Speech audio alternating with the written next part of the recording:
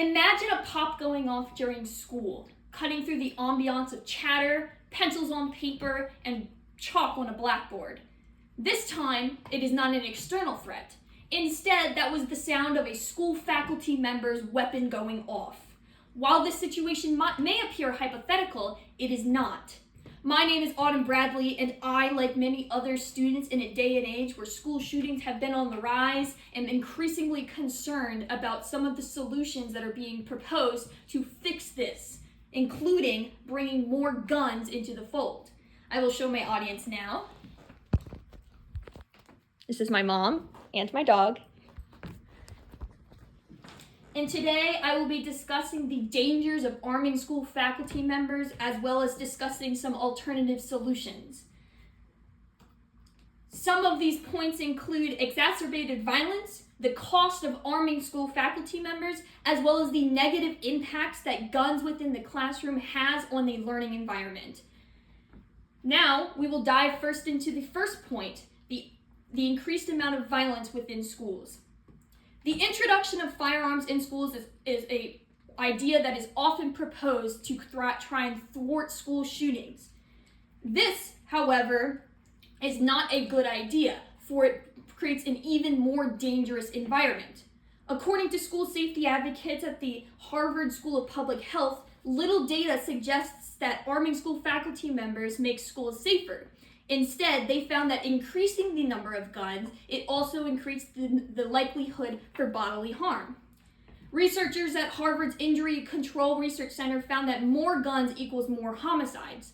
In their findings, they write, case control studies, ecological time surveys, and cross-sectional studies indicate that in homes, cities, states, and regions within the U.S., where there are more guns, both men and women are at a higher risk for homicide, particularly firearm homicide. Why would this stop at the classroom door? To back this up, Kelly Drain of the Guilford's Law Center compiled a report in 2021 of every incident of a mishandled gun within schools. Some of these incidents include a school resource officer leaving his gun within a bathroom for students to find at Ingram Middle School in 2020. Another instance is that of a security guard shooting a maintenance worker in the eye in the parking lot at Sagemont School while showing him his weapon in 2020. Lastly, there's also a security guard pulling a weapon on a student during a fight and threatening to kill him while holding him by the neck at Echo AFL Academy for Learning in 2018. Additionally, community members are also not thrilled with this idea. Cassandra Dillard, a writer for Learning for Justice, interviews one parent in her article, School Safety and Guns Don't Mix. Where would you store it? Would you carry it off of you? Would you carry it on you? Would you be responsible for protecting the floor? What if that teacher lost his or her mind on a student and pulled a gun on a student, God forbid, in a non-shooting situation? Or what if a kid tackled the teacher and got the gun from the teacher?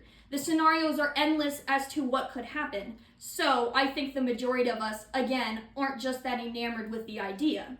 The idea in and of itself is also unrealistic considering how costly it is and would be on a full-scale attempt. Allocating resources towards arming school faculty members is costly and has been proven less effective compared to other safety solutions.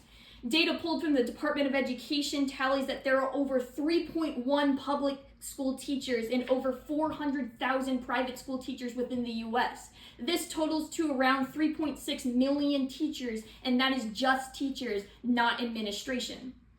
Philip Bump, a writer for the Washington Post, explores the cost of arming school faculty members in his article, The Economics of Arming America's Schools.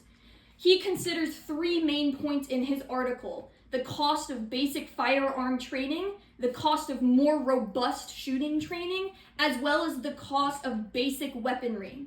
For just 1/5 of all teachers, he tallies that it would cost over $1 billion after considering local prices and assuming schools would pay for the most basic of weapons, the Glock G17, which costs about $500 a piece.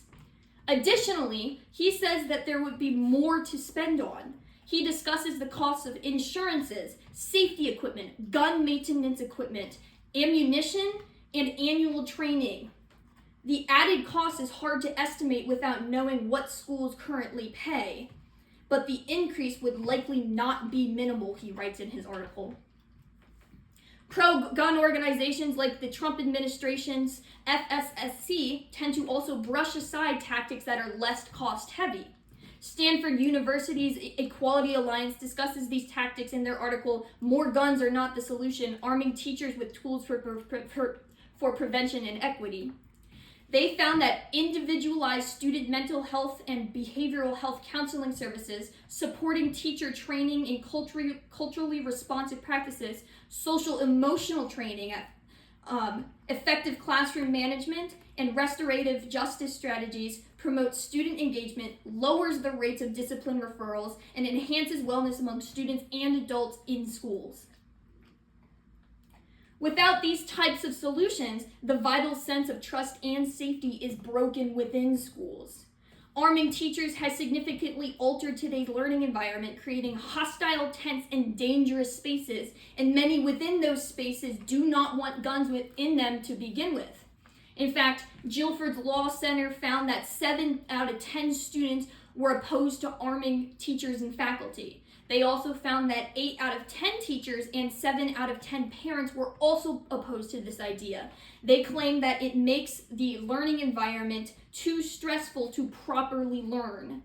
An unsafe environment may lead to a compromised focus on school and decreased feelings of academic efficacy, writes Larissa Borofsky, a researcher at the Department of Psychology at the University of Southern California. Additionally, Vice President Becky Pringle of the National Education Association comments on the idea of arming school faculty members.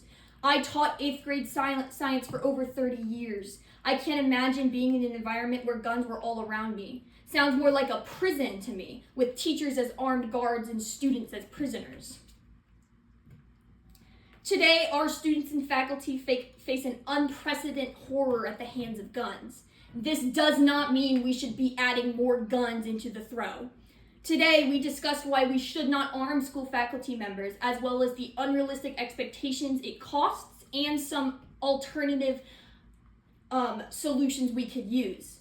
Instead, we should prioritize true factors of change, like proactive measures, mental health resources, and comprehensive understanding for all of those around us.